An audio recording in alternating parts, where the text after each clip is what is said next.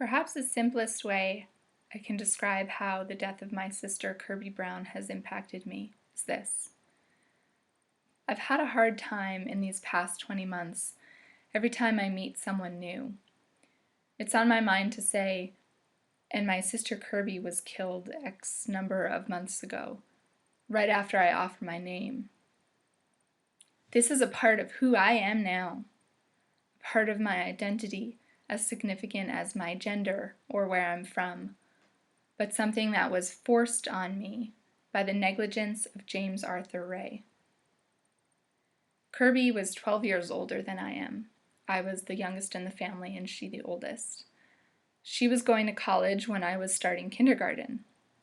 I was for a long time the little sister, and I benefited a great deal from my older sister's care. She would give me clothes, send me money while I was away at college, and give me all kinds of advice from her older sister perspective. I am so grateful that in the last few years of Kirby's life, our relationship had started to go beyond just being big sister, little sister, to being friends. She visited me when I was living in Thailand twice, and when I moved to Montreal to start my graduate degree. I feel absolutely robbed of the additional adventures that I know we would have had if she was still alive today. Since Kirby's death, I have experienced a general feeling of unsettledness. After getting married in July 2009, I assumed that my husband and I would start a family a couple of years later. But now I just don't feel ready or capable. It is so sad to me when I think that these future kids will never know their Aunt Kirby. I don't know if this is something that I'll ever be ready to face. Certainly not in the near future. Financial losses, though secondary, are significant. I was just completing a master's program and internship in the fall of 2009, and in fact the last time Kirby and I spoke, she was giving me a pep talk to help me finish my thesis. When my internship was ending that December, I had no energy or presence of mind to fight for a job in the government in my field of policy analysis. Instead, I let the internship finish, I let that opportunity pass, and I took a retail job with my husband's company, knowing that it would be less stressful and offer me more flexibility during the trial. In doing so, I now make about half of what I would have made had I found a job within the government. And furthermore, what is the cost of forgetfulness? Late fees for library books, fines for forgetting to put a license plate on the front of my car.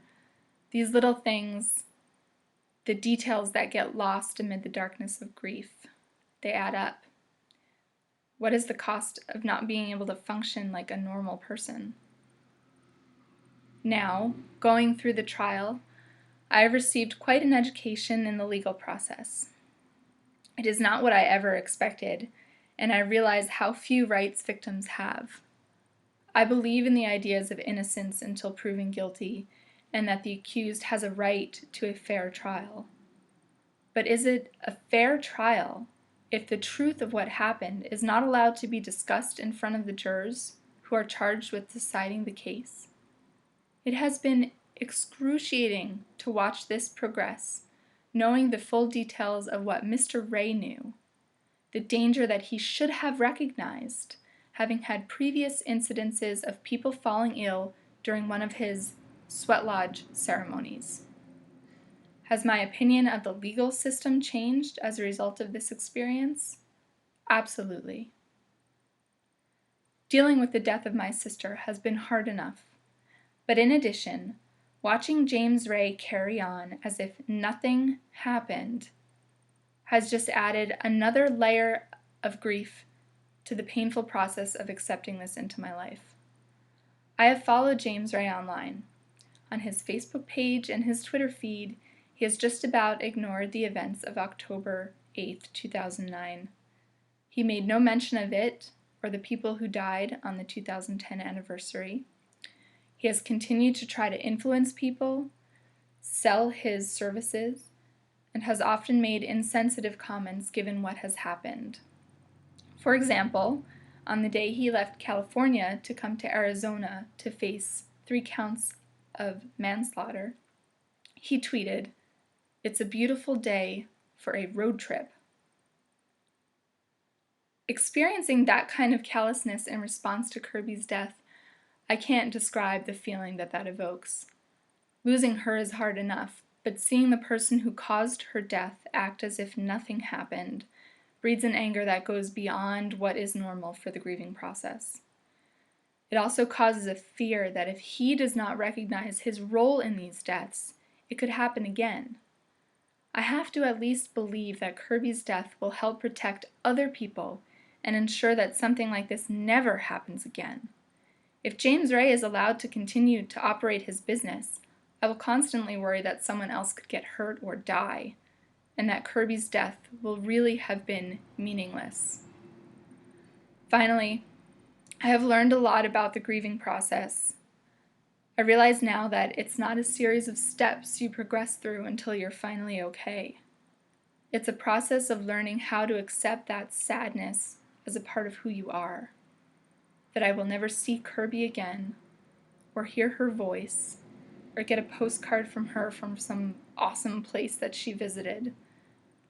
That's a loss that I'm still trying to understand. Every amazing thing that I experience in my own life from now on will always be tainted a little bit by that loss. And I have to live with that. Shouldn't James Ray have to live with the fact that he caused this, not just for me, but for my whole family, and for the families and friends of Jimmy Shore and Liz Newman?